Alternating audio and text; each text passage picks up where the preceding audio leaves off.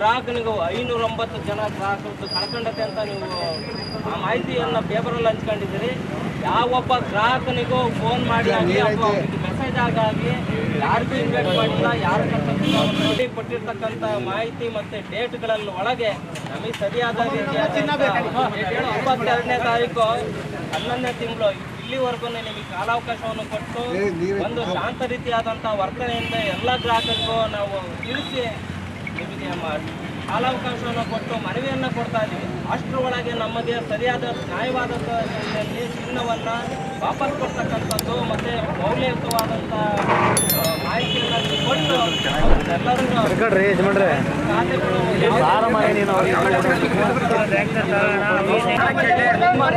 ಕಾನೂನು ನಾವೆಲ್ಲ ಇರೋಂಥವ್ರು ನಾವೆಲ್ಲ ಸಿದ್ಧಿದ್ದೇವೆ. ಎಲ್ಲರ ಪರವಾಗಿ ನಾವು ಹೇಳ್ತೇವೆ, ಸಿದ್ಧ ಇದೀವಿ. ನಮ್ಮ ಚಿನ್ನವನ್ನು ನಮ್ಗೆ ವಾಪಸ್ ಕೊಡ್ರಿ.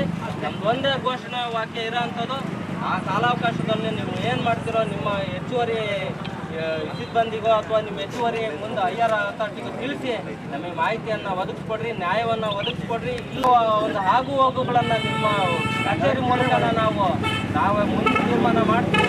ಅದಕ್ಕೆ ನಿಮ್ಮ ಸಮ್ಮತಿ ಬೇಕು ಅಂತ ಹೇಳಿ ಎಲ್ಲರ ಪರವಾಗಿ ರೈತರ ಕುಟುಂಬ ಮಳೆ ಗೊಬ್ಬರ ಬೀಜಕ್ಕೋಸ್ಕರ ನಾವು ನಿಮ್ಮ ಹತ್ರ ನಮ್ಮ ದುಡ್ದಂತ ಒಂದೊಂದು ಹನಿದವ್ರು ಬೆವರನ್ನ ನಿಮ್ಮ ಹತ್ರ ಇಟ್ಟು ಹೋಗಿರೋದು. ಅದಕ್ಕೆ ಬೆಲೆ ಕೊಡ್ರಿ. ಮಳೆ ಬೆಳೆ 3 ವರ್ಷ ಹಾಳಾಗಿ ನಾವು ರೈತರು ಉಸಿರಂತ ಇದೀವಿ. ಇವತ್ತು ನಮ್ಮ ಕುಟುಂಬದಲ್ಲಿ ಏನಾದರೂ ಸಾವು ನೋವು ಏನಾದ್ರು ಬಂಗಾರ ಕಂಡು ಬಂದ್ರೆ ಬ್ಯಾಂಕ್ನರೇ ಅಂತಂದೇಳಿ ಈ ಮನವಿಯನ್ನು ಕೊಡ್ತಾ ಇದೀವಿ. ಪರಿಗಣಿಸಿ ನೀವು ಸರಿಯಾದ ರೀತಿಯಲ್ಲಿ ನ್ಯಾಯವನ್ನು ನಮಗೆ ಒದಗಿಸ್ಕೊಡ್ಬೇಕು. ಎಲ್ಲ ಗ್ರಾಹಕರಿಗೂ ಏನು ಬೆಳವಣಿಗೆ ಆಗಿದೆ ಗೊತ್ತಿಲ್ಲ, ನಾವು ಕೇಳಕ್ಕೂ ಹೋಗಲ್ಲ, ಇಂಡಿವಿಜುವಲ್ ಬರೋಕ್ಕಾಗಲ್ಲ.